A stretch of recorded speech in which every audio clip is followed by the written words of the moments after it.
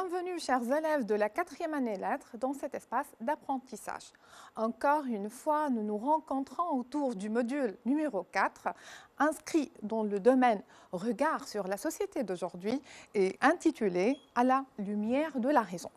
Bien sûr, ce travail autour du module 4 est conçu et élaboré en collaboration avec ma collègue, Madame Sondarqiq, professeure de français au lycée Hedi Chakr Sfax 1.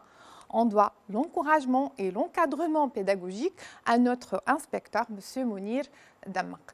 Notre séance d'aujourd'hui est consacrée à l'étude de texte. Et l'étude de texte, chers élèves, est une activité qui fait partie de l'expression écrite, parce qu'au cours de laquelle vous êtes amenés, chers élèves, à rédiger une réponse à une question de compréhension. Mais avant de rédiger une réponse à une question de compréhension, bien sûr, il faut faire attention à la compréhension du texte et bien sûr lire le texte attentivement, comprendre le texte et aussi il faut lire et comprendre les questions de compréhension. Et c'est pourquoi notre leçon d'aujourd'hui sera répartie sur 2 volets. Première étape, on va s'intéresser à la compréhension de notre texte support. On va exploiter les éléments du paratexte. On va donc souligner des mots-clés en lisant notre texte, ce qui va nous permettre d'éclairer le sens du texte. Puis, dans une deuxième partie, on va s'intéresser bien sûr à la compréhension des questions de compréhension. Passons directement à découvrir notre texte support, le lire et le comprendre. Alors, notre texte, c'est un texte donc de Federico Mayor Zaragoza. C'est un homme de science, d'ailleurs donc un homme de science écrit en rapport avec la thématique de notre module. Alors, voyons notre texte. Je vous rappelle, chers élèves, que le texte figure dans vos manuels à la page 221. Prenez votre texte et suivez la lecture du texte, s'il vous plaît. Alors, pour commencer, on remarque que notre texte est annoncé par une introduction. C'est un élément paratextuel qu'il faut exploiter pour comprendre le texte même avant sa lecture. Je lis cet élément paratextuel, ce préambule. La modernité, c'est l'immense progrès de la science et de la technologie. Comment exploiter ce progrès selon la raison et la sagesse pour ne pas nuire à l'humanité?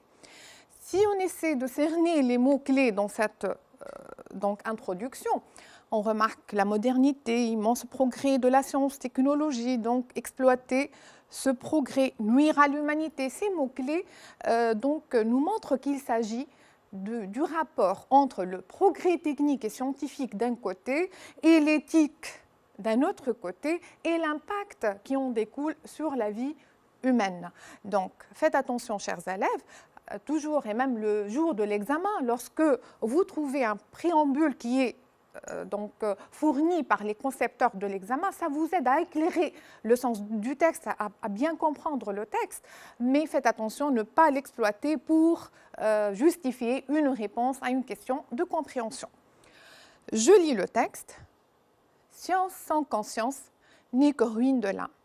Beaucoup d'eau a coulé sous les ponts de l'histoire et de la science depuis que François Rabelais, dans la première moitié du XVIe siècle, a écrit cette maxime prémonitoire. L'auteur de Pantagruel pouvait difficilement imaginer que cette antinomie morale qu'il avait si sagement soulignée serait poussée en notre siècle à un point aussi extrême.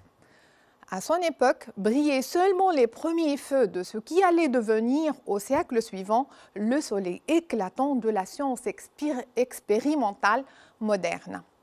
Et personne, sauf peut-être le génie prophétique d'un Léonard de Vinci, ne pouvait alors soupçonner jusqu'où irait la conquête scientifique et technique du monde, et moins encore deviner non seulement les promesses, mais aussi les dangers que susciterait pour l'humanité cette aventure passionnante. Ces résultats, nous les avons sous les yeux. Jamais cette tension entre science et conscience, technique et éthique n'a atteint comme aujourd'hui à ses extrémités qui sont une menace pour le monde entier. La génétique moléculaire et l'énergie nucléaire, pour citer 2 exemples remarquables, peuvent être à l'origine, selon la façon dont on les utilise, de grands bienfaits comme de grands dommages. Tout dépend de l'usage qu'on fait des connaissances scientifiques, de leur application correcte ou incorrecte. Ainsi, ce qu'on appelle la civilisation industrielle, qui a été si bénéfique à l'homme à tant d'égards, peut endommager quand les seules préoccupations économiques l'emportent, ce qu'on nomme l'environnement, notion précieuse dont on n'a pris conscience que depuis quelques décennies à peine. Tel est le revers de la médaille fulgurante du progrès que nous refusons à voir. Nous sommes si éblouis que nous ne percevons pas les menaces qui planent sur nous et qui devraient nous persuader de réviser radicalement, dans une perspective éthique universelle, le devenir de la science contemporaine. Nous ne devons pas oublier les aspects négatifs, la face obscure que présente la science, quand ses applications ne répondent pas aux exigences culturelles, quand elle ne tient pas compte en toute équité des besoins humains fondamentaux, quand elle n'est dûment assujettie à l'intérêt social. Car si la science et la technique peuvent contribuer à la sagesse, il serait très dangereux qu'elles veuillent s'y substituer. Science et conscience, technique et éthique, telle est la responsabilité à assumer si nous ne voulons parvenir à cette ruine de l'âme qui équivaudrait tout simplement aujourd'hui à l'anéantissement de l'humanité. Federico Mayor Zaragoza, courrier de l'UNESCO, mai 1988. Alors, en lisant notre texte, nous remarquons la présence récurrente et l'emploi récurrent du pronom « nous ».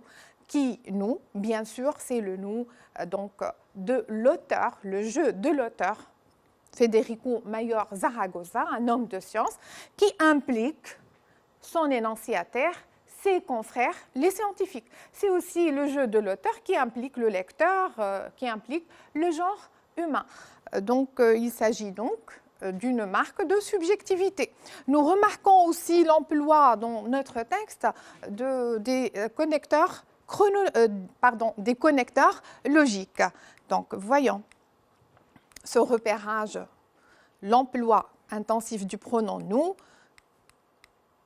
donc, ce qui montre qu'il s'agit d'une subjectivité de l'énonciateur.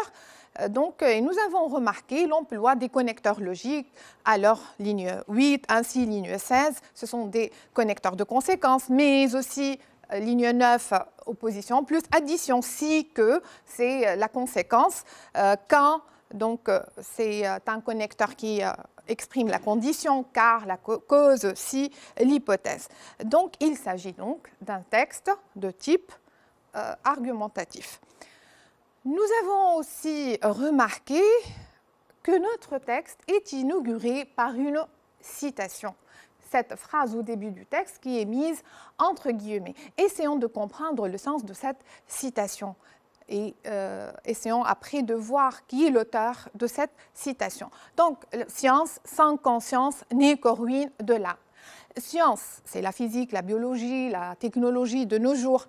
Sans, donc, c'est une préposition qui indique l'idée de l'absence et qui indique aussi qu'il s'agit d'une condition niée. Conscience, c'est la raison, la maturité, la réflexion, l'éthique, le discernement, la sagesse, n'est que, il s'agit ici d'un procédé de la restriction qui met en valeur l'idée de la ruine de l'âme. Ruine, c'est-à-dire destruction, perte, dégradation morale. L'âme, c'est l'aspect spirituel de l'être humain. Donc, qu'est-ce qu'on comprend à partir de cette citation?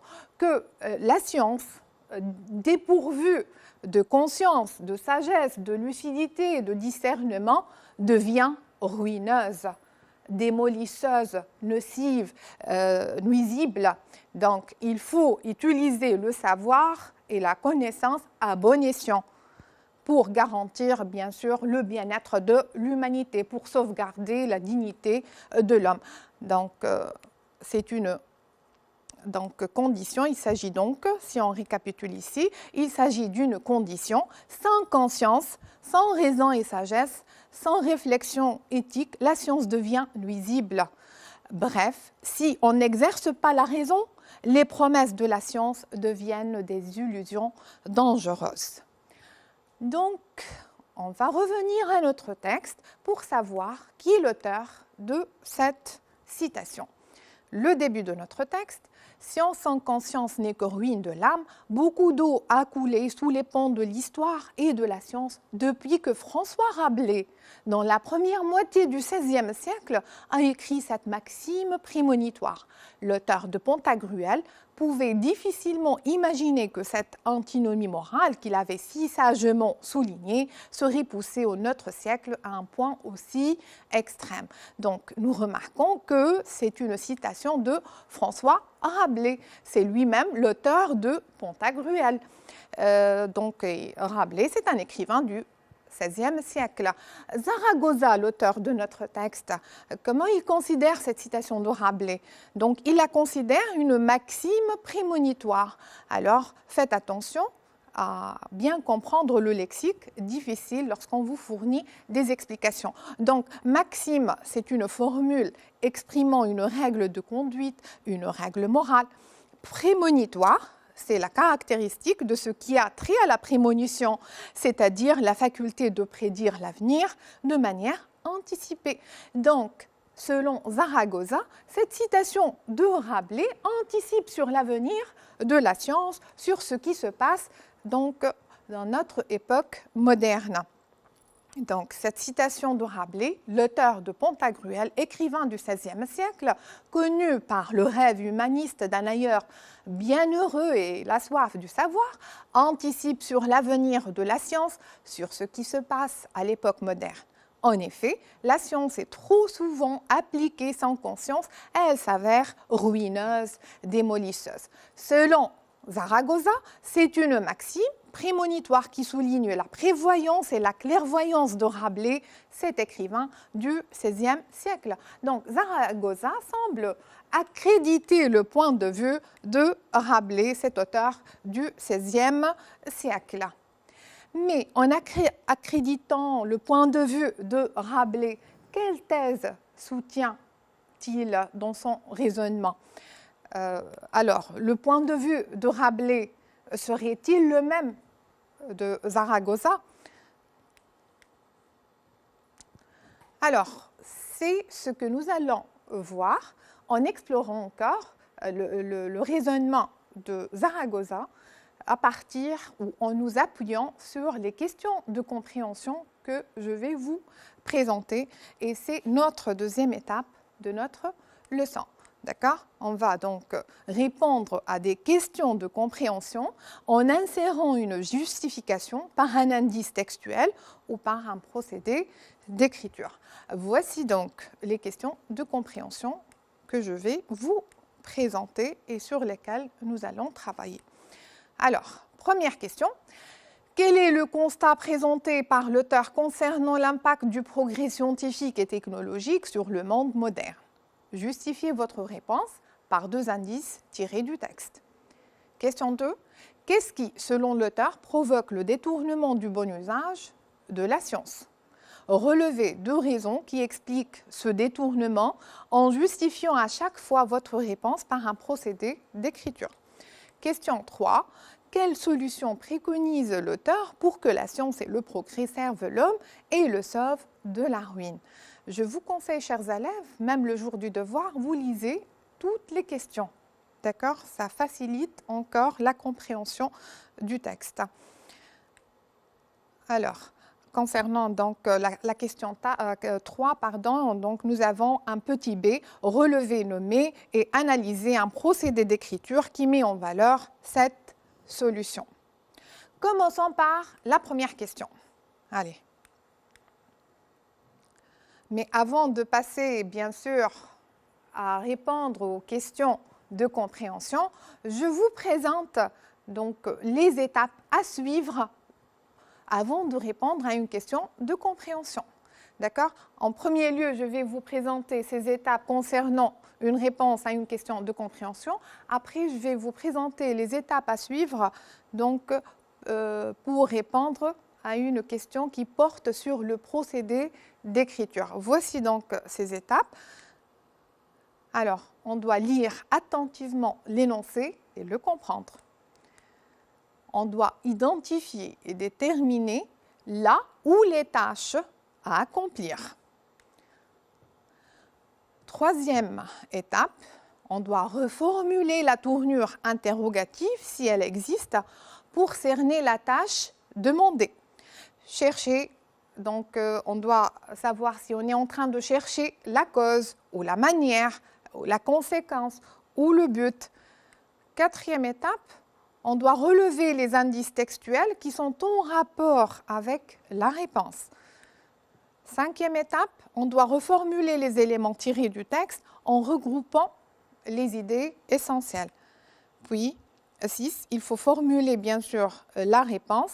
Et enfin, on doit relire la réponse et corriger les erreurs. Je vous présente maintenant les étapes à suivre. Donc, avant de répondre par écrit à une question qui porte sur le procédé d'écriture, il faut d'abord lire attentivement l'énoncé, le comprendre et déterminer avec précision la tâche demandée. On doit repérer la partie du texte sur laquelle porte la question.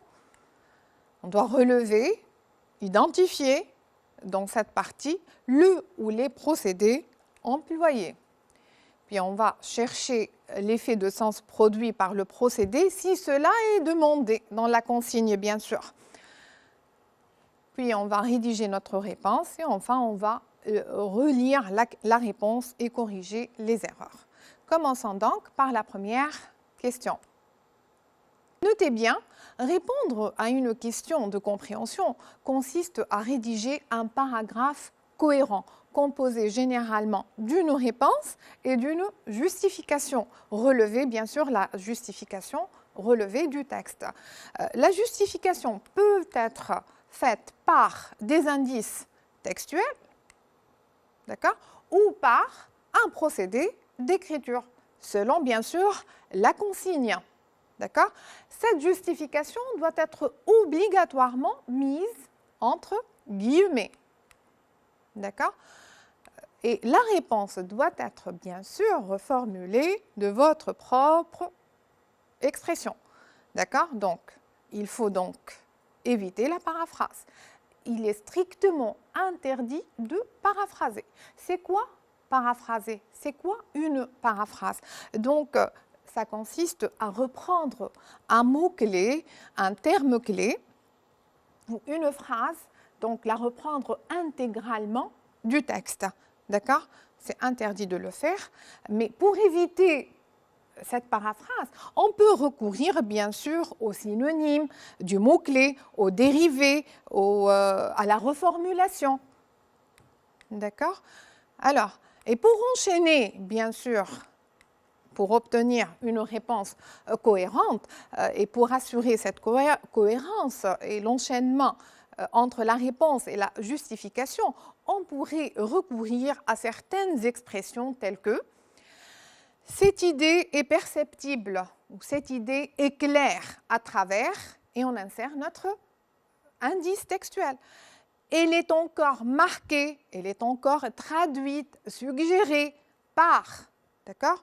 Plusieurs indices prouvent que, plusieurs indices en témoignent que, d'accord? Mais il serait toujours pertinent d'insérer les indices textuels directement entre guillemets, d'accord? Sans recourir à ces expressions. Passons à la première question. Je lis. Quel est le constat présenté par l'auteur concernant l'impact du progrès scientifique et technologique sur le monde moderne? Justifiez votre réponse par 2 indices tirés du texte.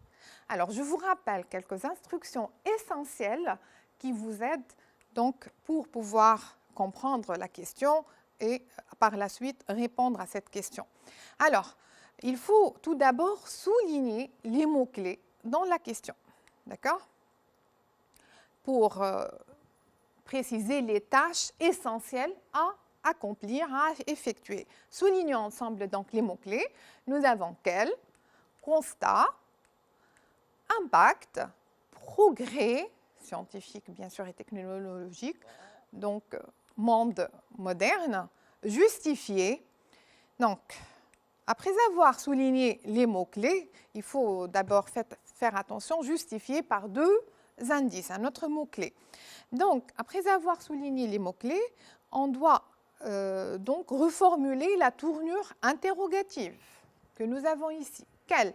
Donc, on comprend qu'on est appelé à déterminer, à préciser, à identifier le constat de l'auteur. On doit délimiter les éléments de réponse. Donc, on doit préciser, première tâche, on va préciser le constat de l'auteur concernant l'impact du progrès sur le monde moderne, puis on va justifier donc la réponse par deux indices textuels. Donc, nous avons ici un élément de réponse. Donc, pour répondre à cette question, on doit donc repérer la partie dans laquelle on peut trouver nos éléments de réponse. Alors, nous allons exploiter donc ce passage de la ligne 8 jusqu'à la ligne 17. Voici le passage. Je lis. Jusqu'où irait la conquête scientifique et technique du monde et moins encore deviner non seulement les promesses, mais aussi les dangers. Faites attention en lisant le texte, donc faites attention aux mots-clés que j'ai soulignés donc, dans le texte. Donc, non seulement les promesses, mais aussi les dangers que susciterait pour l'humanité cette aventure passionnante.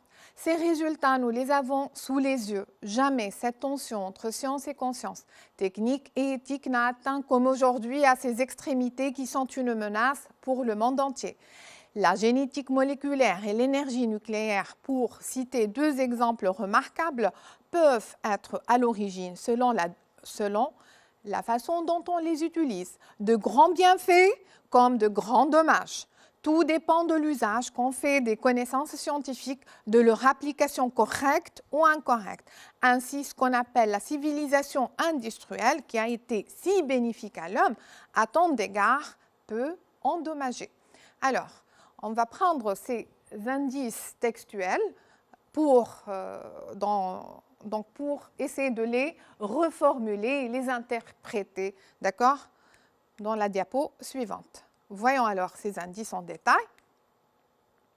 Donc, dans la première colonne, on va mettre les mots et les expressions tirées du texte, puis on va essayer de reformuler et de regrouper donc ces idées essentielles du texte, en rapport bien sûr avec le constat de Zaragoza concernant l'impact du progrès sur la vie moderne.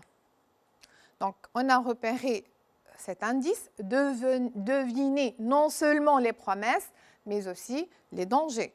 Deuxième indice, jamais cette tension entre science et conscience technique et éthique n'a atteint comme aujourd'hui à ses extrémités.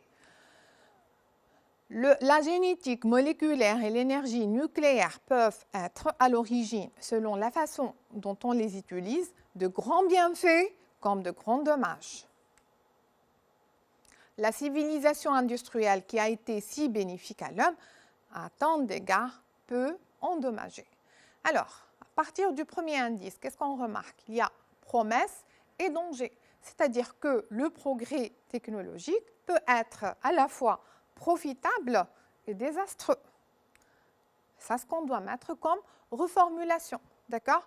On ne doit pas reprendre les mots du texte, on reformule. Donc, le développement peut être nuisible et profitable.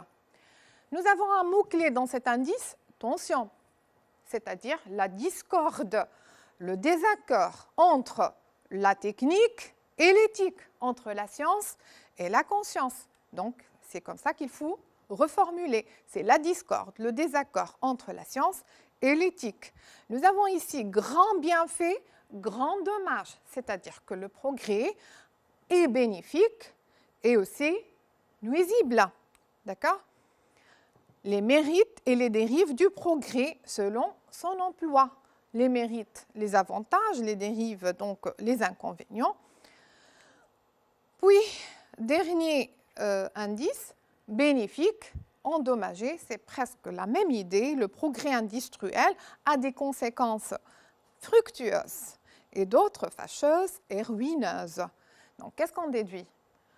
on a une seule idée essentielle. C'est la même idée, d'accord? C'est donc un double effet à la fois désastreux et profitable, d'accord? Essayons donc de formuler notre réponse. Donc, comme je vous ai dit, nous remarquons qu'à partir de ces indices, on évoque une seule idée essentielle, d'accord, qu'on peut reformuler dans la réponse suivante. Zaragoza énonce un constat concernant le double impact du progrès scientifique et technologique sur le monde moderne.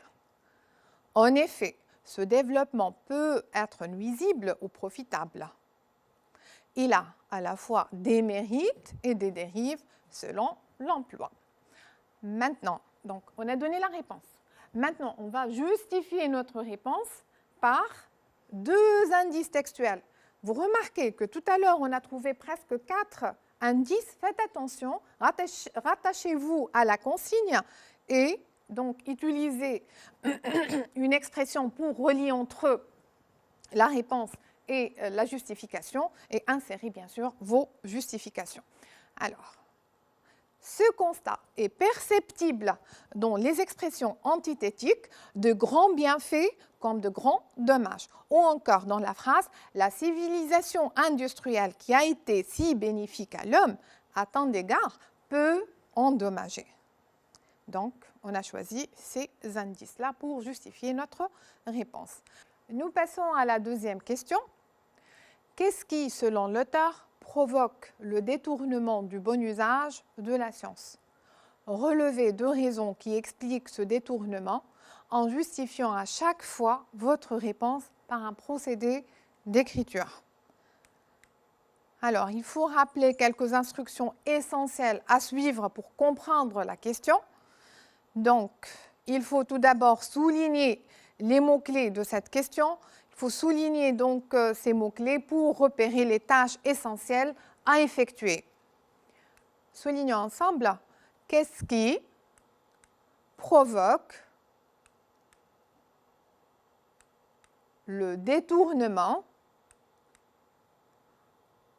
Relevez 2 raisons en justifiant à chaque fois par un procédé d'écriture. Donc, on doit aussi maintenant reformuler la tournure interrogative pour mieux la comprendre. Qu'est-ce qui évoque bien sûr l'idée de la cause? On est appelé donc de chercher la cause. D'ailleurs, on nous demande par la suite de relever 2 raisons. On va donc délimiter les éléments de réponse. On va en premier lieu trouver 2 raisons qui expliquent le mauvais usage de la science. Et en deuxième lieu, on va justifier chaque raison par un procédé d'écriture. Donc, nous avons 2 éléments de réponse. Donc, exploitons la partie du texte de la ligne 11 jusqu'à la ligne 22. Ces résultats, nous les avons sous les yeux. Tout dépend de l'usage qu'on fait des connaissances scientifiques, de leur application correcte ou incorrecte.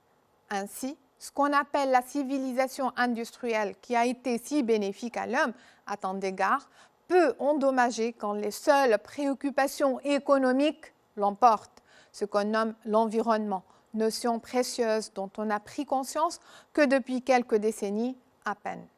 Tel est le revers de la médaille fulgurante du progrès que nous refusons à voir. Nous sommes si éblouis que nous ne percevons pas les menaces qui planent sur nous.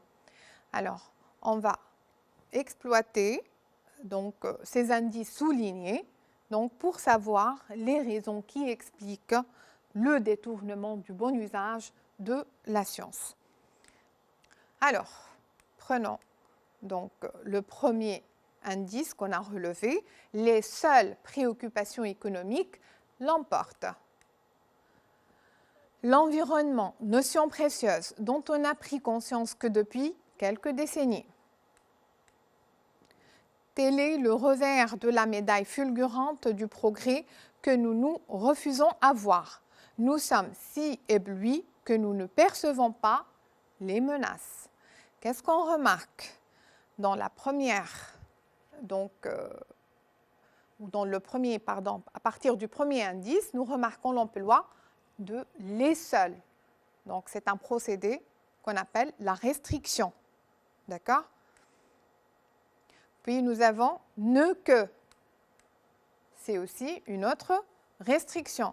Donc, dans cette deuxième colonne, on va identifier le procédé qu'on a relevé, c'est la restriction. À quoi sert la restriction? Qu'est-ce qu'elle met en valeur? L'auteur, donc, par cette restriction, montre que l'homme accorde une priorité à la technicité pour améliorer l'économie.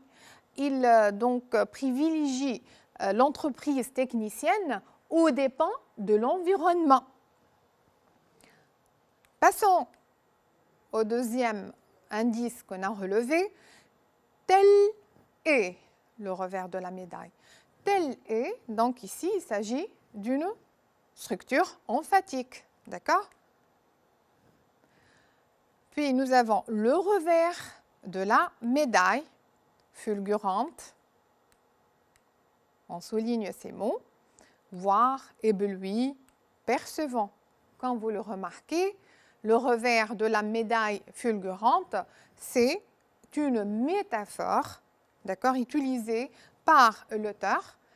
C'est une métaphore filée. Il assimile donc le progrès qui a un double effet, d'accord, qui a deux facettes, d'accord. Donc, il parle du revers de la médaille fulgurante. Il s'agit donc d'une métaphore filée. Pour insister sur l'obstination, l'indifférence, l'inconscience de l'homme. Nous avons un autre procédé utilisé, l'adverbe si, d'accord?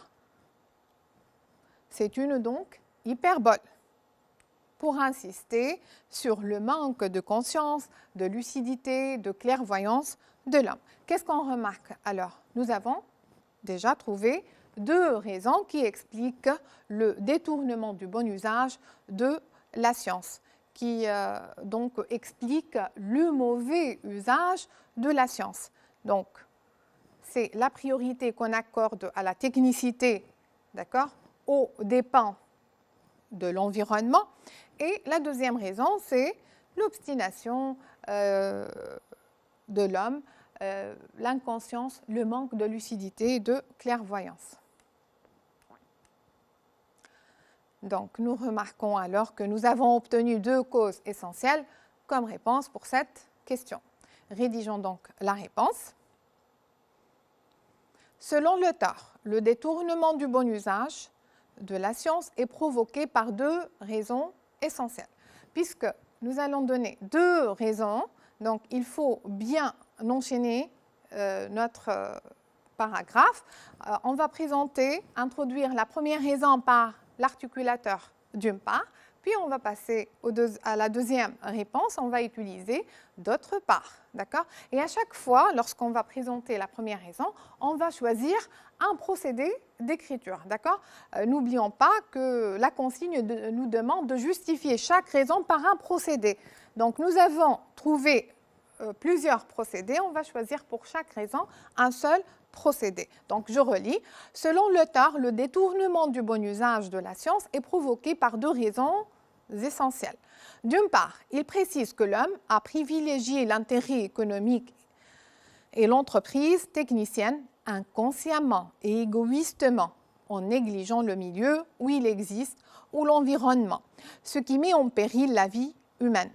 Cet usage horétique est mis en valeur par l'emploi de la restriction quand les seules préoccupations économiques l'emportent.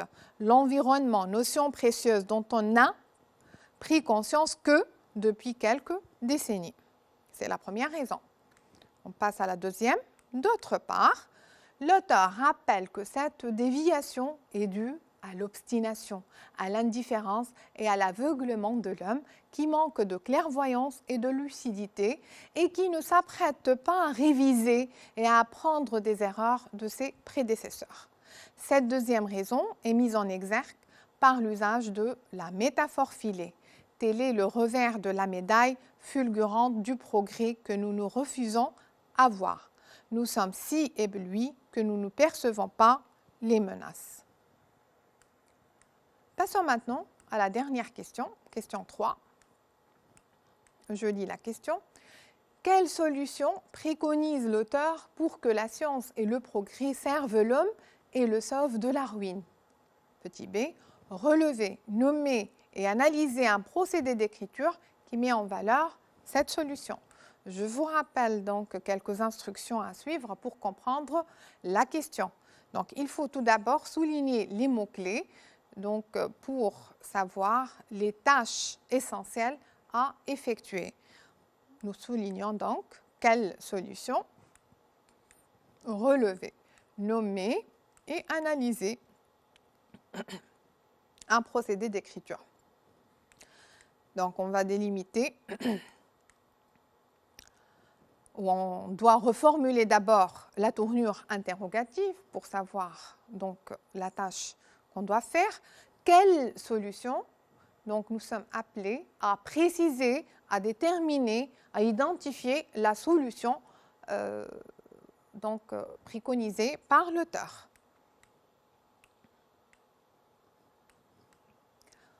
On doit aussi délimiter les éléments de réponse. Donc, première tâche, on va déterminer la solution proposée par l'auteur, puis on va relever, nommer et analyser un procédé d'écriture. Il s'agit, comme vous le voyez, une question ramifiée. D'accord? Donc, il faut bien sûr donner la réponse en premier lieu, petit a, puis vous justifiez la réponse par un procédé d'écriture. Ne jamais donner donc le procédé avant la réponse. Donc, nous avons 2 tâches à effectuer. Exploitons le passage de la ligne 22 jusqu'à la ligne 31. Nous sommes si éblouis que nous ne percevons pas les menaces qui planent sur nous et qui devraient nous persuader de réviser radicalement dans une perspective éthique universelle le devenir de la science contemporaine. Nous ne devons pas oublier les aspects négatifs, la face obscure que présente la science dans ses applications. Quand ces applications ne répondent pas aux exigences culturelles, quand elles ne tiennent pas compte en toute équité des besoins humains fondamentaux, quand elles n'est dûment assujetties à l'intérêt social. Science et conscience, technique et éthique, telle est la responsabilité à assumer si nous ne voulons parvenir à cette ruine de l'âme qui équivaudrait tout simplement aujourd'hui à l'anéantissement de l'humanité. Donc, on va repérer du texte cette expression qui devrait nous persuader de réviser quand ces applications ne répondent pas. Donc, science et conscience technique et éthique, c'est une responsabilité. Donc, prenons ces indices dans le tableau suivant. Dans la première colonne, donc, les mots et les expressions tirées du texte. Voici ces éléments. Voilà. Donc, prenons le premier, qui devrait nous persuader de réviser radicalement dans une perspective éthique universelle le devenir de la science contemporaine. Quelle solution il propose ici, l'auteur? Il nous propose bien sûr de s'approprier la sagesse, d'accord? D'être lucide, de s'approprier bien sûr la sagesse et le discernement pour un usage correct, moral de la science. Voyons le deuxième indice. La face obscure que présente la science quand ses applications ne répondent pas aux exigences culturelles, quand elle ne tient pas compte en toute équité des besoins humains fondamentaux, quand elle n'est dûment assujettie à l'intérêt social. Donc, quelle solution préconise-t-il ici? Donc, c'est de plier la science au contrôle de l'éthique, au contrôle des valeurs morales. Donc, la technique doit être au service de l'éthique pour le bien universelle. On doit soumettre la science au contrôle moral. On doit obligatoirement contrôler le progrès par les principes moraux de conduite. Voyons le dernier indice. Science et conscience, technique et éthique, telle est la responsabilité à assumer. Donc, il s'agit d'une association de la science et la conscience, donc pour assurer un équilibre entre la technique et l'éthique, d'accord, qu'ils considèrent une responsabilité, c'est-à-dire un devoir, un impératif. Donc nous remarquons que nous avons obtenu une seule idée essentielle à partir de cette reformulation qu'on a faite tout à l'heure. Donc c'est la solution de l'auteur ou proposée par l'auteur. C'est plier bien sûr la science au contrôle de la morale. Donc selon l'auteur, pour sauver le monde de cette menace et lui procurer un bien-être particulier dans un monde serein et harmonieux, il faut strictement fixer des lois à suivre pour un usage idéal de la science tributaire de l'éthique.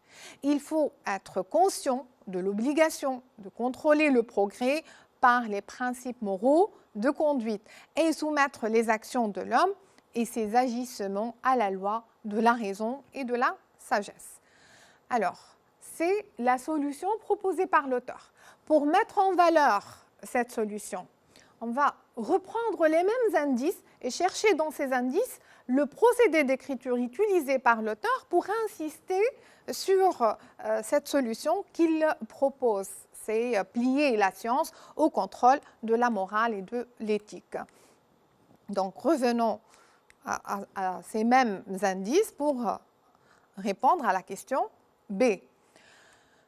Alors, qui devrait nous persuader de réviser radicalement dans une perspective éthique universelle le devenir de la science contemporaine? Donc, ce premier indice, qu'est-ce qu'on remarque? L'emploi de l'adverbe modalisateur radicalement. D'accord? Pour insister, on va voir les autres procédés utilisés dans les autres indices. Alors, qu'est-ce qu'on remarque ici? Il y a l'anaphore, quand ces applications répondent aux exigences culturelles, quand elle ne tient pas compte. D'accord? Donc, il s'agit ici, quand elle n'est dûment assujettie, il s'agit du procédé de l'anaphore, plus la négation ne pas. Puis vous avez science et conscience, technique et éthique, telle est la responsabilité à assumer. Le procédé ici, il s'agit d'une structure binaire, d'accord, la répétition de cette structure binaire. Nous avons aussi l'emploi de la structure emphatique telle est. Et on peut aussi parler science et conscience technique et éthique d'un parallélisme de construction.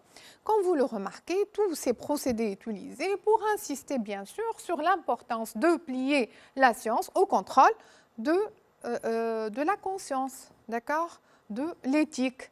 Donc, l'urgence de plier la science aux conduites éthiques universelle. L'importance de soumettre la science au contrôle de la morale et de la sagesse, qui est la solution préconisée par l'auteur. Reformulons donc notre réponse. Petit b, pour insister sur l'importance de soumettre la science au contrôle de la morale et de la sagesse, l'auteur a recours à la répétition de la structure binaire science et conscience, technique et éthique. Ce procédé met l'accent sur l'attitude de l'auteur qui préconise une association urgente entre le progrès et les valeurs éthiques universelles afin de sauver l'humanité et de protéger sa dignité. Donc, comme vous le remarquez, on a choisi un procédé d'écriture, d'accord, pour respecter la consigne qui nous demande de relever, de nommer, d'analyser un seul procédé d'écriture qui met en valeur la solution préconisée par l'auteur. Ainsi, nous aboutissons à la fin de notre séance. J'espère avoir été utile. Merci de votre attention.